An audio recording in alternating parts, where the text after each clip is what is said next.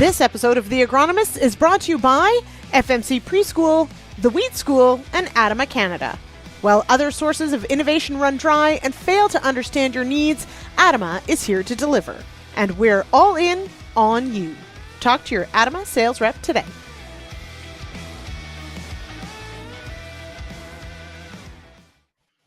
Hello, everyone. Welcome to The Agronomists. I am your host, Lyndsey Smith. So wonderful to see everyone here hopping on early for this episode and chatting about. I can tell that we are all getting pretty excited for spring. I just want to remind everyone it is 35 days until the official start of spring. And while Kevin's out in the Fraser Valley, that doesn't count. But I consider this false spring for anyone who's getting too excited. We still have to have vengeful winter. Then we get into real spring. So we'll see how it goes. Okay, so tonight's show is all about sulfur. I am super excited about this. Although one of my guests, I'll let you try and guess who, claims we can't fill a whole show talking about sulfur. But I like a challenge, so we're going to do it. A reminder, of course, if you collect CEU credits, head on over to realagriculture.com/agronomists as of tomorrow morning, and you can let us know you watched the show and get your CEU credits. Quick note as well, next week, the Monday is Family Day for most of the provinces. We will not have a show next week. So February 20th, we will not have a show. But February 27th, mark it down, put it in your calendars. We are going to talk about spring management of cover crops. And given the lack of winter in some areas of Ontario, that is going to be an interesting one for sure. All right. So welcome here and welcome everyone. Let's bring in... Oh, Ward. Let's bring in our guests to talk about sulfur tonight. We have Mr. John Hurd with Manitoba Agriculture and Colin. Is it Elgie or Elgie? I asked last time. I don't know. Elgie. Yeah, Elgie, just okay. Like the stuff you find in your pond. Okay. Oh, there you go. Okay, with OMAFRA. Yes, Colin, I thank you for joining us again. The last time you were on this program, you were only 3 weeks into the new gig. And so now you're, of course, a seasoned veteran at this role with OMAFRA. How has it gone? How has the first almost year been? Not quite, but the first while. Yeah, it's been awesome. I've been really enjoying it. I've gotten out to different parts of the province that I've never seen. Apparently, Eastern Ontario exists, which is pretty cool. And it's actually it's past Belleville. Like, you have to keep going. It goes on for quite some time. No, I thought it was once you hit Toronto, it was all east. No. Oh, man. Mm-hmm. I know. No, it's been fantastic, though. It's been nice talking to people and finding out different things. Good. Yeah. Now, and John is also new in his role with Manitoba. No, I'm just kidding. John, how many years has it been? First year, and me in my last year, probably. Mm-hmm. Oh, come on. John, don't talk like that. There are far too many amazing extension staff and researchers talking about retiring, and I refuse to hear it. So I'm just going to plug my ears and say la la la, because we need all of this collective knowledge. And as much as John, as you joke and say we can't fill a whole hour talking about sulfur, we're going to try. And I think it's going to work because there is a lot. And I'm sorry, John, you're right. We're not talking about nitrous oxide. I would have thought you'd be a little tired of it by now. Are you still just as excited? I still have to tell that yarn a couple more times this winter, so I'll be happy to see spring. All right. Yes, absolutely. Do you remember that famous quote from Dick Cheney, former vice president? He says, "I've seen global warming. It's called spring." Wonderful.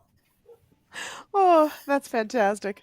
All right. Okay, let's dig in, shall we? Okay, so we are talking about sulfur. We're going to talk about forms of sulfur, how we see deficiencies or what deficiencies look like in the different crops, and how we manage for it. So please, of course, get your questions in if you've got any questions for our guests, any comments, those sorts of things. But I wanted to start with setting the scene as to why sulfur is more of the conversation perhaps now than it was even just a short time ago. And Colin, thank you so much for snagging this map. Producer Jay, if you could put up, this is not that many years apart on the grand scheme of things. So Colin, what are we looking at here? Yeah, so just like you said, Lyndsey, this is the reason why we're even talking about sulfur. If we look back 1990, so what's that, 33 years ago now, the way the air quality was entirely different. We had a lot of coal-fired power plants going. It's just a entirely different atmosphere.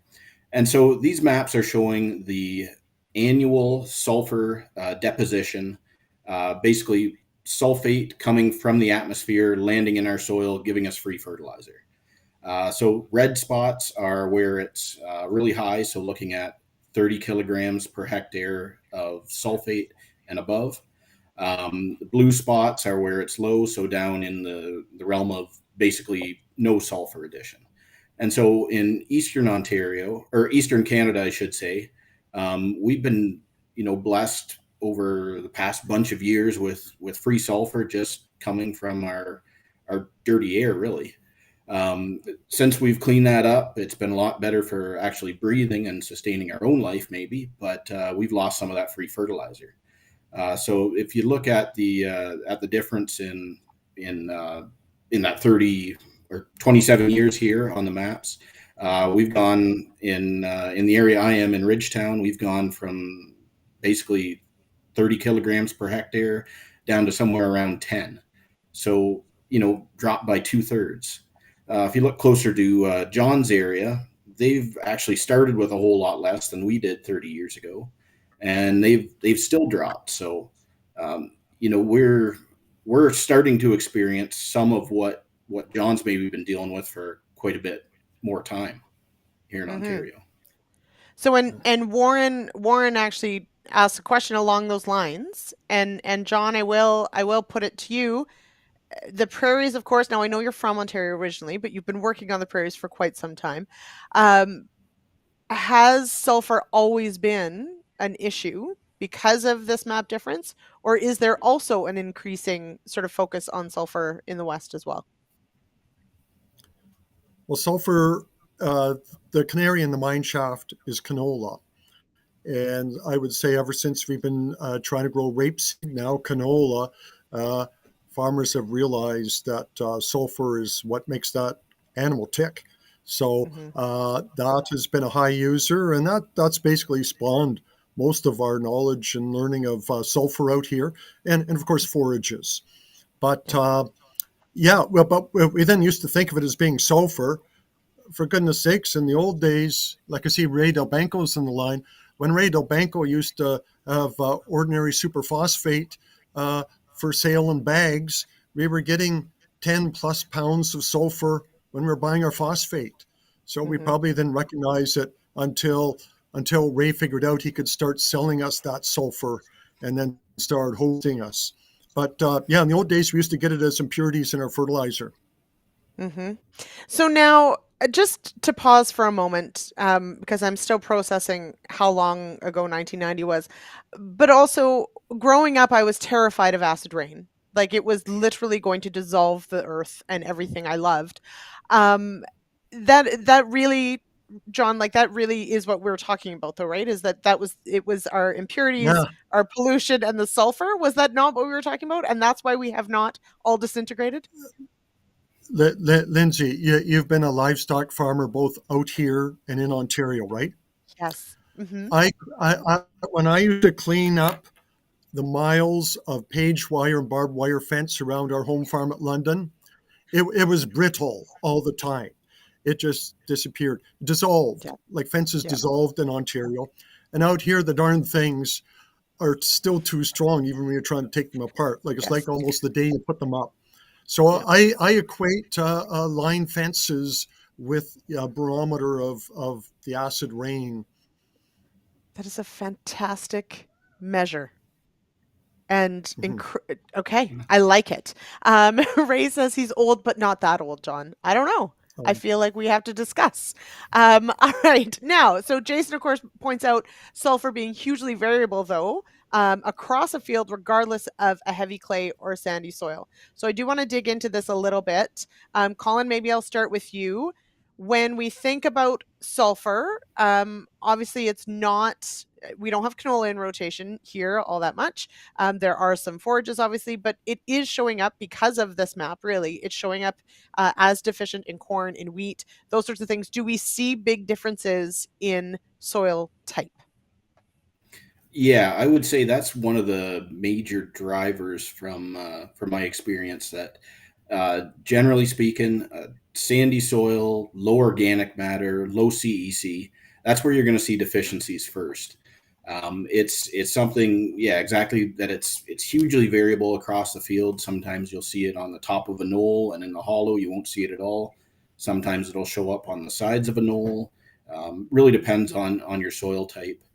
I'd say the other thing that's got a huge factor in whether you see response to it as well is whether or not you've got manure on that field and how often you manure that. We know that manure's got a good supply of sulfur contained within it. It's elemental, so it takes time to break down, and that's why sometimes we can still see a sulfur deficiency even after an application of manure in the spring. But over time, that's got a huge part of that whole factor of the variability of sulfur across that field or between fields. You know, you and your neighbor might have same soil type, but if one of you is using manure, then that can change things up drastically. So, Dr. Dave Hooker has a good question here. When will there be an accredited soil test for sulfur for the East?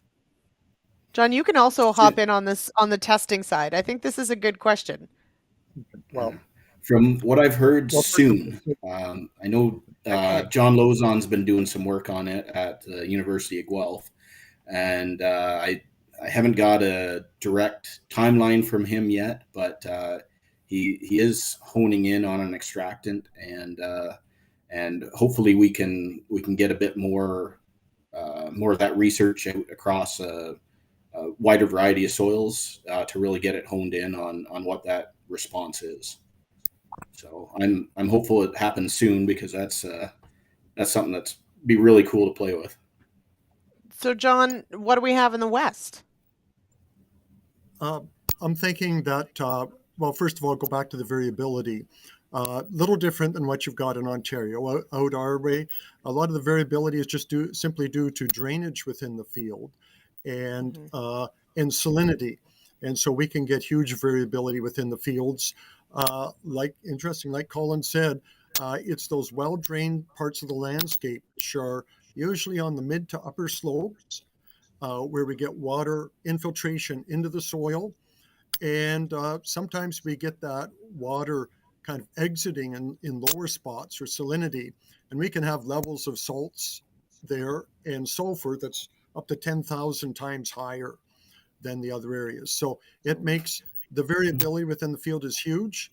But we have pretty smart soil samplers out here. They are generally avoiding the saline spots to get a more realistic sample, and maybe hopefully testing this separately. Now, as for the sulfur soil test, I don't like to throw it under the bus. Most people do, but I say we have a really good one-way test. If it tests low, you're really low, and by gosh, you need sulfur. If it tests high, well, then you wonder, well, did my soil sampling guys stray into a hot spot? You know, did they catch those other areas? So if you have a high test, you're not really sure what to do. And that's why, out here, the numbers are 85% of canola growers, they're putting on sulfur irregardless of what a soil test is. It is just the insurance you do in order to make sure you don't have a deficiency. Okay. So if it's low, it is low. But if it's high, maybe not so much. Right now. Okay, we're working on it. There, Warren. We'll get to something there. So sulfur moves with water? No. Yes or no? Or is it tightly bound? We need to review this. Okay. You can go first, Colin, and then I'll. No, go ahead, John. Because sulfur's a bit of a strange beast, because you've already mentioned Well- elemental sulfur, so we're going to talk about that too. But does it move with water, or is it tightly held? Well, out here, yes, in well-drained areas where you have percolation, it will move. But we also have a lot of limestone in our subsoil. And as sulfur moves and it encounters free lime in the soil, it becomes, my favorite term of my friend Don Flayton is, it becomes sparingly soluble. In fact, Lyndsey, did you ever find yourself a pemmican diamond when you were out here? I never Gypsum did. crystals? Oh, okay. No. Well, in certain years, Yeah. we can find that sulfur will precipitate as gypsum. And Right. so, yes, but sulfur does not leach as much as nitrate does. Nitrate, the limestone doesn't do, slow it down. But out here, so we can end up with sulfur accumulating in the subsoil. That's why we soil test to 2 feet for sulfur. Good luck with that, Colin. So we sample because that may be where a lot of it is in the 2-foot depth, and because that's where it's encountered some calcareous conditions and precipitated as gypsum. Sparingly soluble. There we go. All right, so Colin, from the eastern perspective, where we have tile drainage and we can improve our drainage and these sorts of things, where are we looking for sulfur? Is it moving? Yeah, and I would say it does move more than it would out in the west. Like John said, it's not as soluble as nitrogen, so you're not losing it anywhere near as quickly. But in the eastern Canada, I'd say with the precipitation we have, sulfate that's in the field today, you can't really count on it being there by the springtime. As we get that water, it flushes through, leaches out, and eventually runs out the tile drains.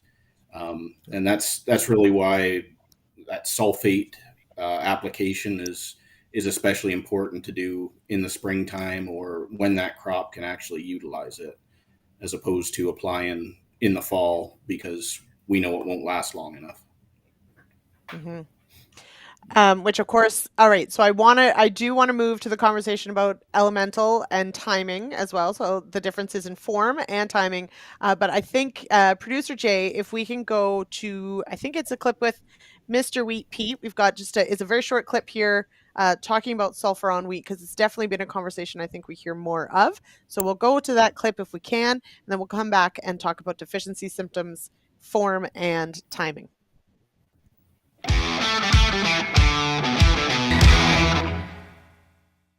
Peter Johnson at Wheat Pete, realagriculture.com. A quick sulfur update. We're putting nitrogen on the wheat crop, and we've always said a pound of sulfur is a pound of sulfur. Maybe not, and I missed this, my bad. I should have been on top of this. Ammonium thiosol in with our 28% nitrogen. You would think that it was the thiosol, it's SO3, and the plant picks up SO4. Why, when you put it in the soil, wouldn't it just become SO4? It doesn't. Half of it goes backwards, half of it becomes SO4. So when we put on dry ammonium sulfate or calcium sulfate or any of those sulfate forms, 100% of that sulfur is immediately available.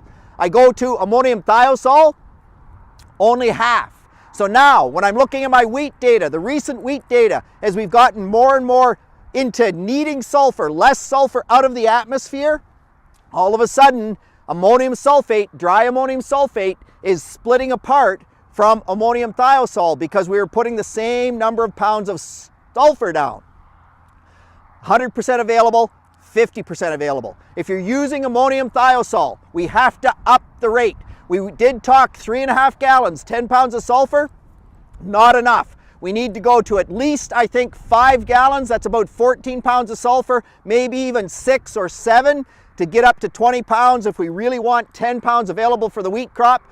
They're the same price per pound of sulfur. That sulfur that goes backwards into the elemental form will become available at some point in the future, but at this point in time, just for the wheat crop, you're buying a little bit more sulfur that isn't quite available for the wheat crop. It's just the way it's got to be. Meanwhile, if you short the wheat crop for sulfur, and particularly if you're a Johnson guy, you're a real wheat grower, you're pounding the nitrogen to it.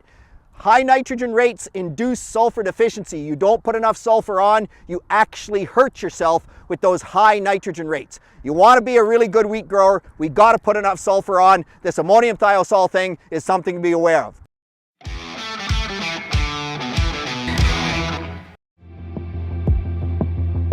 Our sponsors for this episode of The Agronomists are ADAMA Canada, The Wheat School, and FMC Preschool. FMC Preschool is an education and stewardship extension of FMC Canada with a firm mandate to educate and bring value to customers and stakeholders regarding proactive weed control and resistance management best practices. For product agnostic weed management content, visit www.fmcpreschool.com. fmcpreschool.com, your knowledge, your business, your success.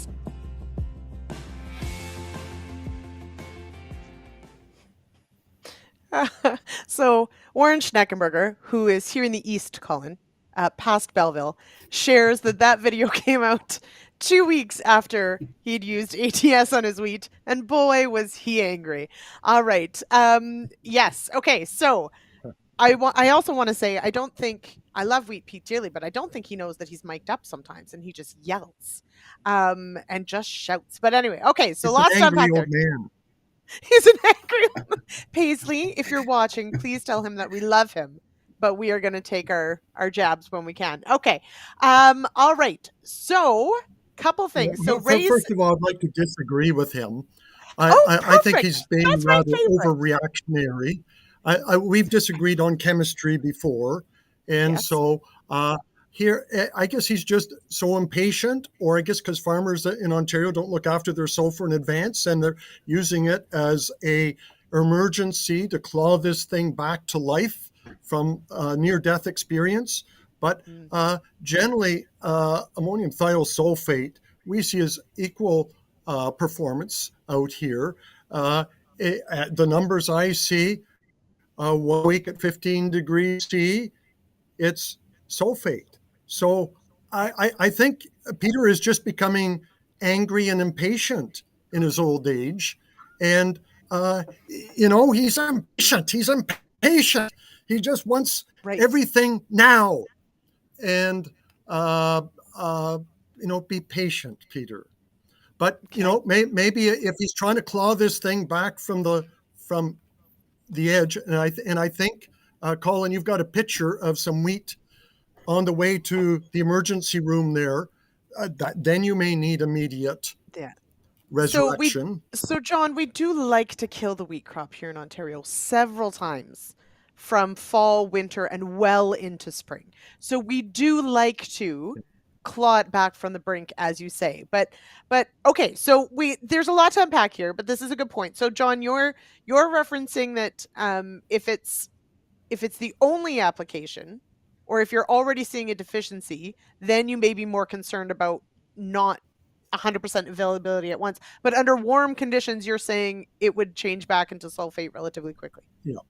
Well, we would see it, we're not dealing with winter wheat, but with annual crops here. If we're putting down ATS at seeding in the spring, we expect it to perform similarly. I'm only presuming, here I'm giving Peter the benefit of the doubt, that he's trying to claw something back from the afterlife, and that's why he's fretting about this. You got to remember, Lyndsey, just because he spreads ammonium sulfate out here, he better also spread about a half an inch of rain, because it does no good on the surface. That's called stranded. So he needs both for that to bring this stuff back to life. Now, Colin, do you think part of that discussion, though, is also about the time of year? Because we do have a lot of farmers that are trying to go in very early with N. And if that's the case, if they're trying to get the S on at the same time, it would be very early and possibly not that warm. Yeah. And that's an excellent point, because a lot of our wheat growers, they are going on with one application. They are trying to get that sulfur on in early spring when the ground's still fit, before it gets muddy, before you get into corn planting. And so, they're looking to get in there. Obviously, a liquid application gives a pretty good dispersal, pretty good pattern of nitrogen application. And so throwing ATS in the tank makes a lot of sense. I'd kind of agree with John in my experience. Guys that have used ATS at the same rate of sulfur compared to guys that have used ammonium sulfate, never really seen any difference as far as, holy crap, we're running out of sulfur in this field. You can see it. Well, the picture here is a pretty good example of one that is in pretty good need of some sulfur. And I think putting ammonium sulfate on there, yeah, you need the rain to get it in. ATS, you're going to have a little bit of that liquid factor that's already getting it in towards those roots. And so I'd expect you'd see that deficiency taken care of with either product. Just those cool conditions that maybe slow it down a little bit, but it gets hot enough, at least in the south here, that I'd expect we'd get a pretty good dose of that elemental sulfur still converting. So looking at this photo, so I'm just observing here, I'm seeing sort of the top of the hilltop is much lighter. When you see something like this, what automatically is like, oh, it's sulfur? What does this field tell you that that's the first thing you're going to go to? Well, a lot of time it is just that odd pattern. So it's something that doesn't follow, some management that you've done. Maybe you've tilled on an angle and you can see a line directly through there. If you've sprayed something on, you can generally see a straight line. Nature doesn't work in straight lines. And so if you see a pattern that seems to be following the light ground, and with wheat, it's stunted, yellowing, real short, kind of like nitrogen deficiency, but a bit more of that whole plant. Your first guess is sulfur in that case. John, let's dig in just quickly. Go ahead. There's not really true variability in sulfur there. I think this is a missed strip. I think this is probably Peter Johnson's field. And at the end, he checked, when he turned off the sprayer, he checked his phone for messages and then forgot to turn the sprayer on when he came back. So I expect this is a check strip, which is really valuable because Peter will never do this again. That's right. It's an unintended check strip. Now, okay, so but this is where I sort of wanted to go on things though as well, is that let's talk a little bit about the N and the nitrogen sulfur relationship. So as Pete mentions as well, if we're expecting a plant to use a lot of nitrogen, it also needs the sulfur as support. So John, walk me through that relationship.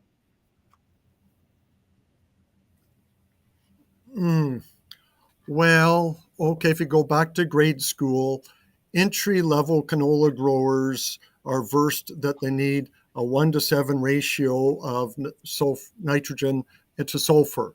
And it's not really that the fertilizer needs to be in that form, but that's what we like to have in the plant. And really that's to shock new canola growers into knowing that they need sulfur. And that ratio doesn't necessarily need to be in place. It needs to take into account the soil supplying also. But sulfur is important. I'm intrigued to see that wheat picture there. We tend not to see wheat deficiencies that extravagant out here.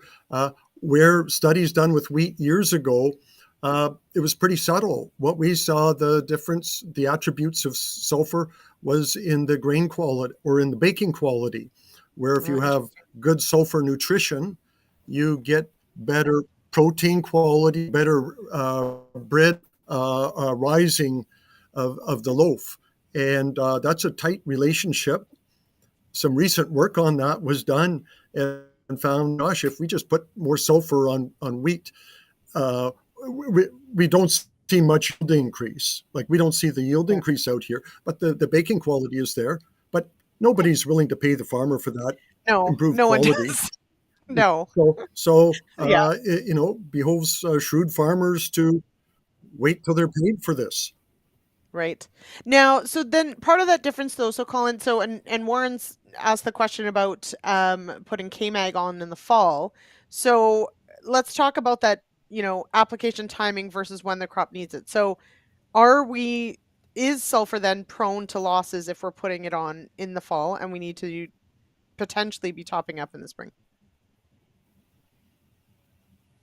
Yeah, so I think that's a good point. So that sulfur that's in KMEG or sulfate of potash, pelletized gypsum, any of that kind of thing, it's in that sulfate form.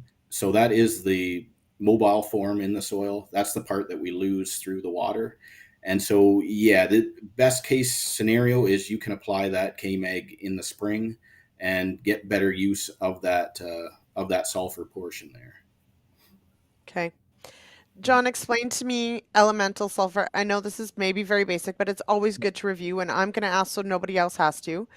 Explain to me the difference between elemental sulfur and sulfate, because we can apply elemental sulfur, right? So what's the Oh, difference? What do we need to know?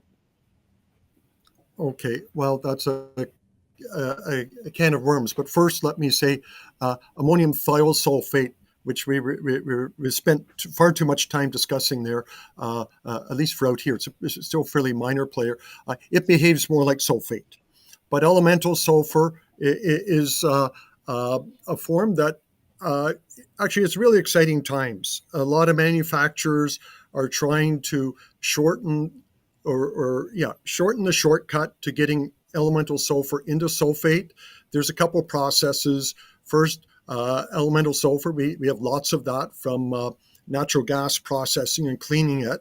But then we need to take that elemental sulfur, and for it to convert to sulfate, we need it in very fine, very microscopic dust, ideally, so that it can react. So thiobacillus bacteria can access it. Then we need warmth and oxygen and moisture, good growing growing conditions for the bugs to convert. And what we have less of, and Colin has more, is heat and water. And so right now, there's a lot of exciting work going on with new formulations. My closest neighbor is Dan Kaiser at University of Minnesota. He's doing great stuff, but it's with corn and it's in Minnesota. It's probably far more applicable to you folks in Ontario than to us up here in the frigid prairies growing canola. But still, it's great to see some of the developments in the elemental world.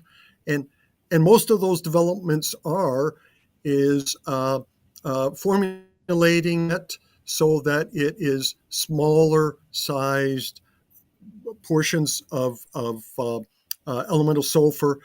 So part of that step is done. We've got it a smaller size. Unfortunately, we can't bottle heat and moisture so that it can drive the bugs. But the advancements are in formulating for the sizes.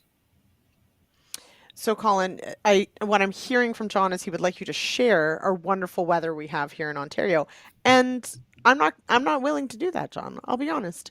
It's quite lovely here.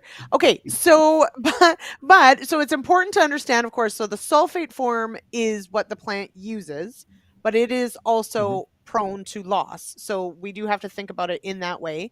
The elemental form. So when we're talking about elemental, John, like to me, it's like, oh well, that's like slow release fertilizer, which is what we keep trying to do to nitrogen. So isn't this a great thing? Like why are we trying to speed it up? It is if we have a slow up plant. So if I'm growing a slug like corn that doesn't really take up or need sulfur until the 5-leaf stage, the end of June or into July, I can probably wait for a bunch of this to happen. In fact, I think some of those products are working well for Dan Kaiser in Minnesota, springtime applied elemental sulfur.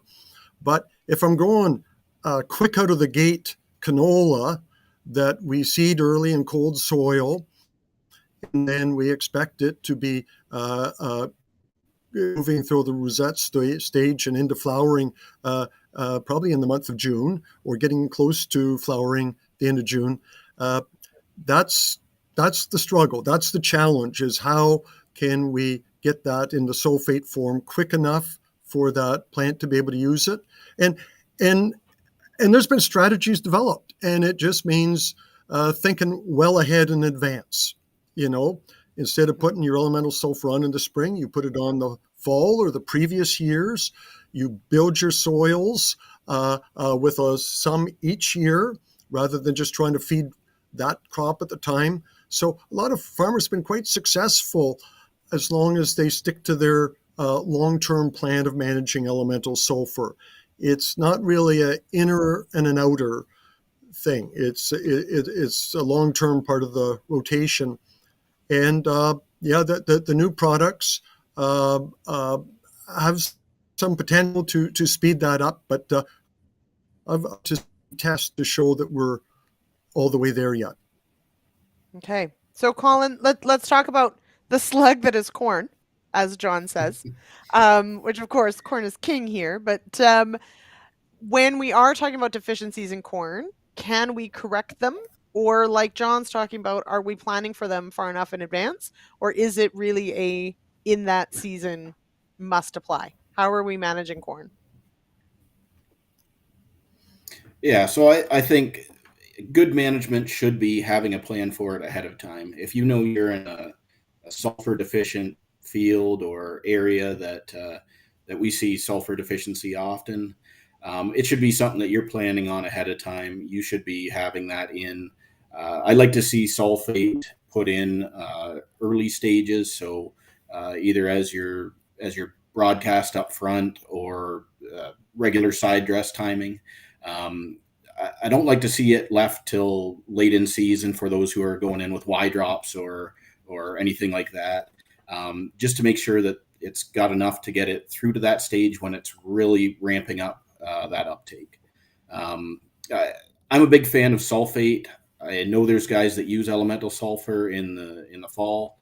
To my mind, sulfate just makes way more sense with the rainfall we get here. Even if you get some of that converted to the sulfate form in the fall, it's going to get washed out by springtime, so you're starting from scratch anyways. Anyway. So I'd much rather see a sulfate application in the spring on corn or wheat to really get that sulfur where you need it in that plant. Mm-hmm. And I did want to note with the role that sulfur plays. So, John, you did mention in the kernel, in wheat, and in the baking characteristics. Dr. Dave Hooker says there's also good evidence for the role of sulfur nutrition in stress tolerance as well. Do we know anything about this?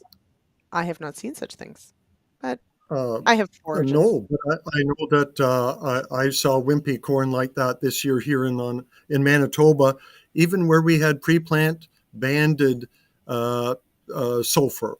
And it was just because on some very high sand, low organic matter soils, we had a ton of snow melt and a ton of rain this spring. So we can frequently see this, but when we soil sample, we found, that sulfate had simply moved down into the subsoil and the stuff greened up shortly after this. So, but that's the thing, you don't know if it's going to root into it or not. So I agree. Something like this, you would pull the trigger on and you would put some sulfate on there. But that's the mobile nature of sulfur in the soil. Mm-hmm. Okay, so Jason Vogt out of Manitoba says, let's talk about these elemental sulfur products that are applied with composted food waste. I don't know about these, and are supposedly the bomb for gradual controlled release. Colin, I don't know if you know any of these. John, have you heard of these products? I don't think I have. Yeah. Jason, do tell us more in the notes. I have not, or in our comments. Oh, well, Jason's referring to the product called Biosol, which is a mixture of Edmonton's food waste or compost with elemental sulfur. And there's been some very successful marketing across the prairies where it is applied at some high rates. I look at it, it's managing sulfur through brute force. The rates of sulfur that are often applied are close to 100 pounds of sulfur. The one question people have asked me is, well, what about the variability in the size? Sometimes there are small particles, sometimes it's chunks. And I guess I just say, well, through brute force and applying a lot, it appears that there aren't a lot of problems with it. I've talked to some farmers that have been happy and go back every 3 or 4 years with another application. It's hard to say how much of that is reacting. I haven't seen quality analysis. Yeah, but the other stuff is high tech elemental sulfur. The other products are more applied at closer to actual use rates by the plant. Whereas Biosol, it is more, I'll manage it through high applications. In Manitoba, we don't have a lot of acidic soils, but, folks in here should probably keep in mind that, for every pound of nitrogen is ammonium sulfate, it neutralizes about 5 pounds of limestone. So we do acidify soils when we're using high rates of these fertilizers. And if you're on somewhat acidic soils, you're shoving the pH down. Mm-hmm. The composted food waste totally threw me off there, Jason. So thank you, John, and Jason, for clarifying. So John has terrified me, so I might be on Team Colin on this one as far as elemental sulfur goes.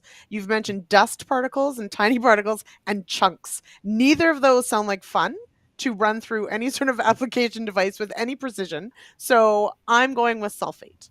So there you go. Oh, all right. Actually, no. They've got a good system. They custom apply with modern spreader application equipment. So yes, but it's applied at fairly high rates, more like applying a compost than a fertilizer. So I think that they try to manage it as best they can. Mm-hmm. All right, Gord's got a great question. Gord Speck Snyder. I know how to say that, so I say it every time. For Colin, how much S does Colin typically recommend on early corn? Now, Gord, I'm going to ask, do you mean corn that's gone in on the early side or early in its growth? But Colin, I'll let you take it in between or while we wait for Gord to answer my question, because I like to ask questions of questions. But Colin, where do we start on early corn? So figuring we're talking about early planted corn, generally speaking, you're going to be a bit on the higher side. And it really depends whether you've got manure, compost, what your organic matter levels are like. There's some variables there that come into play. In general, though, I'd say somewhere in the realm of 15 to 20 pounds of sulfur in the sulfate form should be a good dose to get you up and going until that soil can warm up and release more through the organic matter. If you're going a bit later in the season, 10 pounds is often enough. But yeah, it like I say, it really depends on some of the variables that are going on in the field already. Now, manure is not all created equal. Oh, John has a hand up. Hang on. Yep. Yes, down in front. Yep. No, I just thought that was a great call for mentioning organic matter, because we can't forget that organic matter is the supply of sulfur also. And, we teach soil fertility courses out here. And one of the little factoids is that the carbon to sulfur content of organic matter is about 200 to 1. And the carbon to sulfur content of plant material is about 50 to 1. So that means that when microbes decompose plant residue, they do a pretty good job of fertilizing the following crop. And in fact, that's been the case out here in Western Canada for a good bit of the time. Farmers generously fertilize their canola with sulfur. The canola crop may remove about a quarter to half of that sulfur, but the rest is recycled and often does a very good job of meeting the needs of other crops in that rotation. So that's why we often don't get into trouble if people don't put sulfur on every crop. Having said that, our corn growers in recent years, as they've tended to drop canola out of the rotation to simply grow soybeans, and if they have not kept up their sulfur program, that's where we've started to see corn looking like Collins, or even wheat showing some deficiencies. So we like canola in the rotation because people don't put seed in the ground without sulfur in the ground at the same time or in that same crop. And that goes a long way to feed our other crops. Mm-hmm. So sorry for interrupting, but Colin hit the nail on the head with that organic matter aspect. So there's two things. We've established on this show that soybeans are the villain in just about every scenario. So I'm glad, John, that you support me in that, whether you knew you did or not. Okay, so I want to take a quick thank you, last little break here to thank our show sponsors. And then we're going to dig into, for our last bit of the program here, we are going to talk bit organic matter. I want to talk a bit more canola and manure, and forages, of course. So we'll wrap that all up after this throw to our sponsor. A big thank you to our sponsors for this episode of The Agronomists, ADAMA Canada, FMC Preschool, and The Wheat School. From varietal advancements, protein and yield management, precision farming, and on to marketing, Real Agriculture's Wheat School is a video series that tackles every facet of the wheat growing season in an engaging and informative format. The Wheat School is made possible by support from Syngenta Canada, C&M Seeds, and the Alberta Wheat Commission. Find out more at wheatschool.com. So I would like to point out, John, that we can more than fill an hour. As Ray DeBanco throws out, yes, you can fill an hour on sulfur. All right, and Peter's showboating in there on wheat. Yeah. well, I will gladly use the extra 3 minutes now. And some questions are coming through on different forms, which is always going to be a big one. So the show is only about an hour. So if you have questions, please, like Michael and Scott, throw them in the comments there. We'll get to as many as we can. But Colin, I wanted to go back to you on my question with manure. Obviously, not all manure is created equal. We know that poultry litter almost always wins because of nitrogen. When it comes to manure, if we're thinking sulfur, is there a particular kind that we like more than others, or does poultry litter win again and I lose? That's a good question. Off the top of my head, I'm not sure on the sulfur content of which one has the most. I would say that in general, if you're applying manure, you should have enough to feed your crop as long as you're doing it long term. So we mentioned it's that elemental form. So feeding it once in the spring, thinking you're going to have enough for a crop on a field that hasn't seen it before, you're probably still going to have to apply some sulfate. But if it's a field that you've got in rotation consistently receiving that manure, you should have enough built up over time to be feeding those crops, no matter what the source is. Now, when I hear manure, of course, it started in livestock. So this is where forages come in, John. And I know that forages, especially alfalfa. I'm not ready to leave the manure yet. Here. Okay. One thing that. I knew you're going to ask that question, so I had the values. But the big thing about manure is that if it's solid manure, I think it comes in probably a more rapidly available form, because when it's liquid manure, it's anaerobic in there, and a lot of the sulfur is reduced to hydrogen sulfide, and that is right back to the start as elemental sulfur, or even as sulfur gas that's being lost. So liquid manure can be fairly low in sulfur depending on how it is, how long it's stored, and things like that. So, but if you're putting on enough of it, yes, you should have enough to sustain. But I need to mention one of my first farm calls I ever did in Manitoba here was looking at a field of canola with sulfur deficiency because manure had been applied, and hog manure, and it was too high in nitrogen, insufficient in sulfur. So I've seen that triggered in extreme cases. Interesting.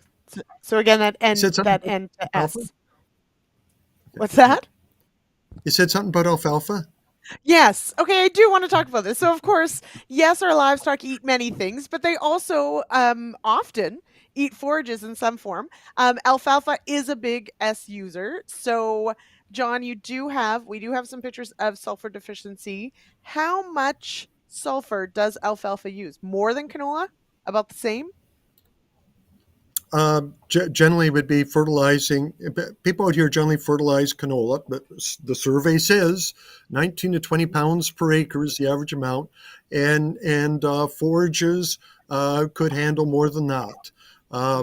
If you're doing it by your yield, it's about 6 pounds per ton of alfalfa produced, which is probably a decent thumb rule to target your fertilization with.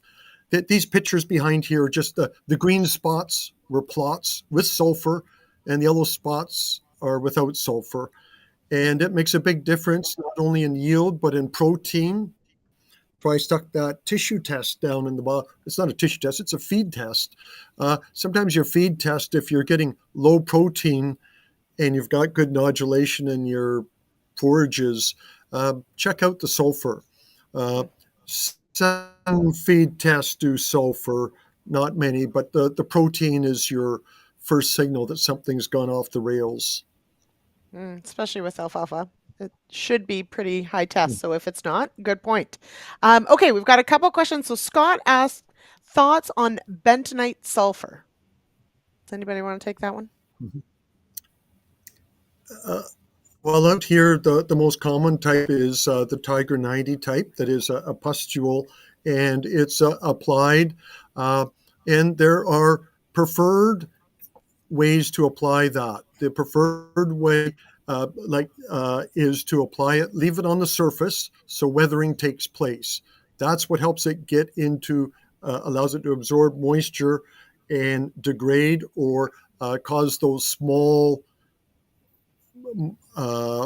particles that the bacteria can work on. One of the worst ways we could do with the elemental sulfur in the bentonite form is band it in the soil. That's really inhibiting its ability to disperse, and we can find intact pustules in the fall. So the way to apply it to maximize conversion would be to apply it, leave it on the surface to weather and break down, then work it into the soil, and that would hopefully optimize its conversion. Okay.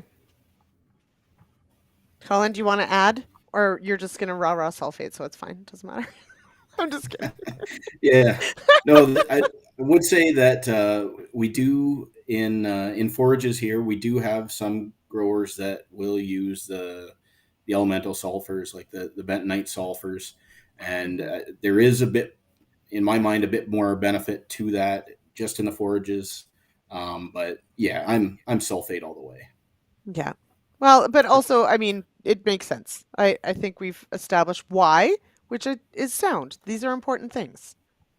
John, do you agree or no? Yes, I do, but it does offend me a little bit if ammonium sulfate is the sulfur product I'm putting on alfalfa. And in Ontario, you've got other sulfate forms, like I think you mentioned calcium sulfate or gypsum, or there's a new potash product called polyhalite that has sulfur in it that's performed well. But putting more nitrogen on a crop that's supposed to be making its own seems like a waste of precious nitrogen to me. So, but it is nice if you can apply the sulfate form and get immediate crop response. Okay, so that brings me, Colin, I do want to get in a little talk about edible beans, soybeans, and sulfur. So I do want to get that in there. And John just reminded me with precious nitrogen in that we can have a conversation about adding nitrogen to beans. But right now, or at least this past year, last fall, what's the discussion around our soybeans and our edible beans? Are we seeing issues in our beans as well? So we do have some farmers who are looking at sulfur, are applying sulfur in their beans. We are not seeing a consistent response. So I think it's something that it's really dependent on your specific field. And if you've got severe sulfur deficiencies on a sharp sand, low organic matter, you might see a response there.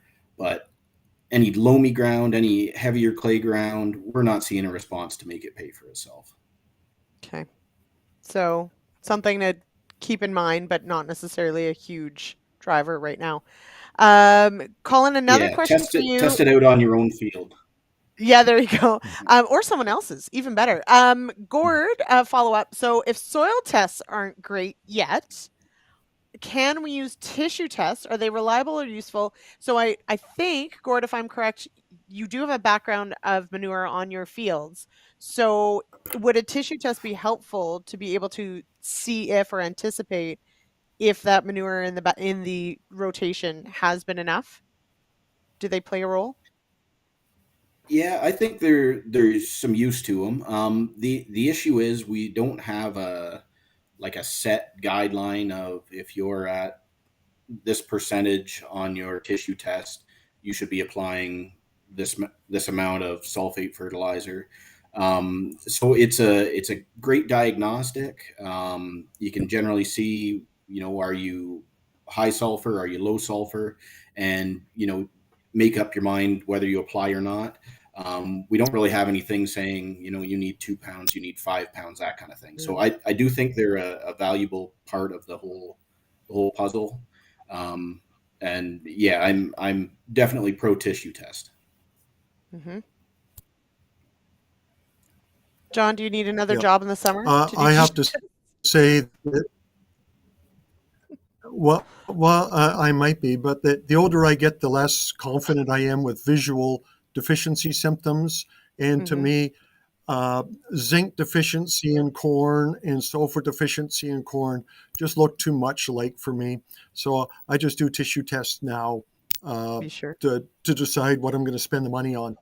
And, when I look at our book here, often the sufficient level is somewhere above 0.2% sulfur for a range of crops.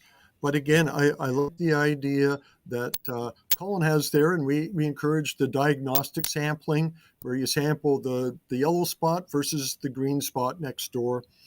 And out here, that's where I consider the soil test something good.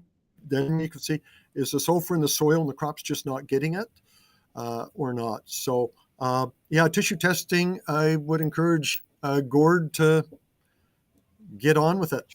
Try it out. Yeah. So and good point there too. So Colin, it's not prescriptive, right? If you're going to do a tissue test, we can't necessarily say, okay, here's where you're at, add this, but it does give us at least that range, or maybe does tweak us onto something else.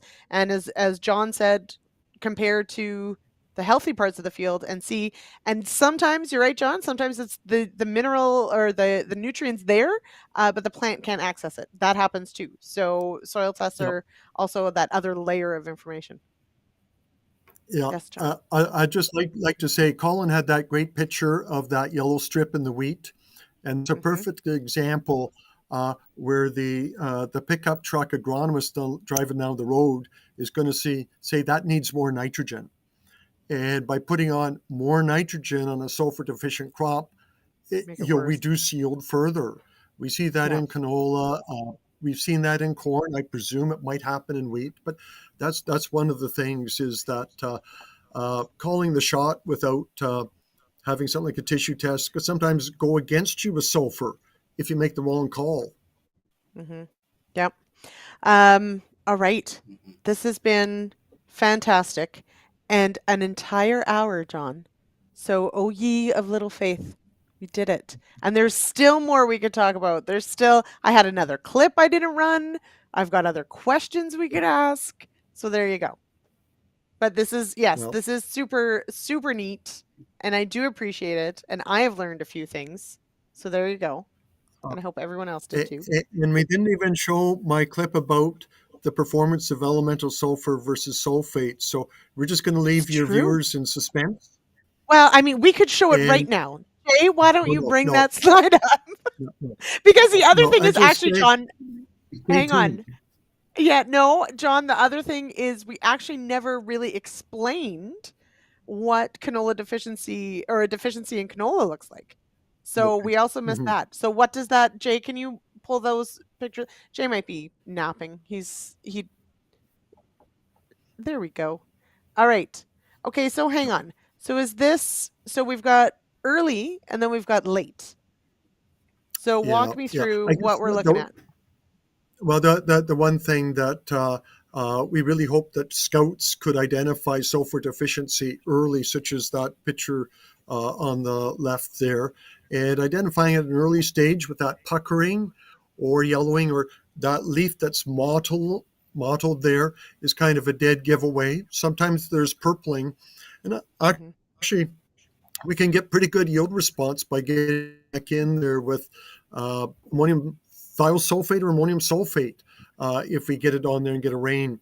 But and then later in the season we get poor flowering, pale yellow flowers, and poor seed set, and so we can go potentially from 10 bushels to 40 bushels per acre based on sulfur sufficiency or not.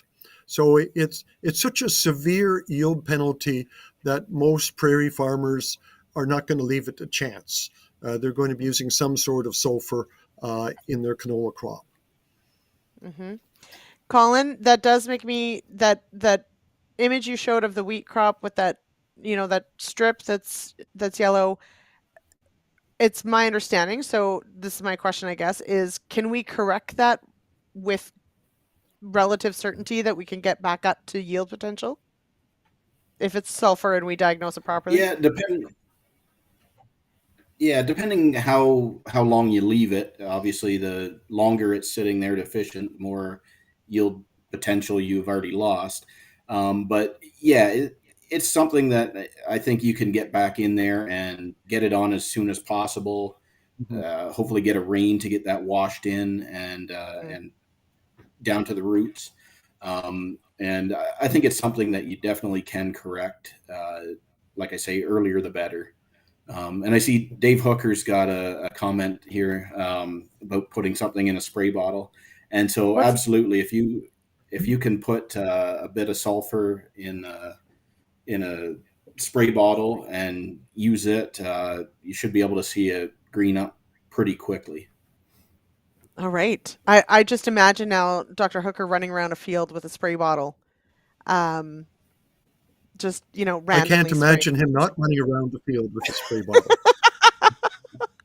All right. So, Dr. Hooker, if you could get some video of you doing that, that would be great. And we will show it as a clip. And we'll work it into a school. And I will 100% share that because this is one of those things that we can see that turn around pretty quickly. So that's a good news story, I guess. It's one of those ones we can actually fix. So please go run around a field with a spray bottle and pictures or it didn't happen. Yes, Dave, you are outstanding in your field. That's correct. Okay. I love it. Okay. Thank you both so much. Thank you, Colin. Thank you, John. John, have fun at Crop Connect this week. That is a busy one in Manitoba. I kind of wish I was going to be there, but Kelvin Hepner will be there covering that. And Colin, when do you reach your 1 year with OMAFRA? When do you finish your first year? That would be May 16th, I believe. See, it is coming up. I thought so. Yeah, there you go. All right. That is super exciting. Yeah. First year, last year. Right, John? All right. Thank you to everyone. Yes, John? Just a note that if anybody has any questions on elemental sulfur and how it works, direct your questions to my good friend Ray Delbanco out in Alberta. I'll send his email. Ray actually helps support a really neat novel product that doesn't get much airplay and has a neat package on how to deliver and get effectiveness. So take it away, Ray. There you go, Ray. You're going to have to explain these things to us. Maybe Ray needs to be on the next show about sulfur. And Ray wants to know, John, if you remember year one of your extension work. All right. While we're waiting for Ray to tell us all about this, I will, of course, send a last thank you to our show sponsors, to the Wheat School, to ADAMA Canada, and to FMC Preschool. A reminder, of course, next week there is no show, so there won't be a show on February 20th, but I will be back February 27th with a show, 8 p.m. Eastern, all about cover crop management in the spring. And Ray, you'll have to zip me an email and tell me all about your work in sulfur, and we'll drag him out of retirement for the next show. All right. Thank you, Colin. Thank you, John. Yeah, thanks a lot. This is great. All right. Right. Good night. Cheers, everybody.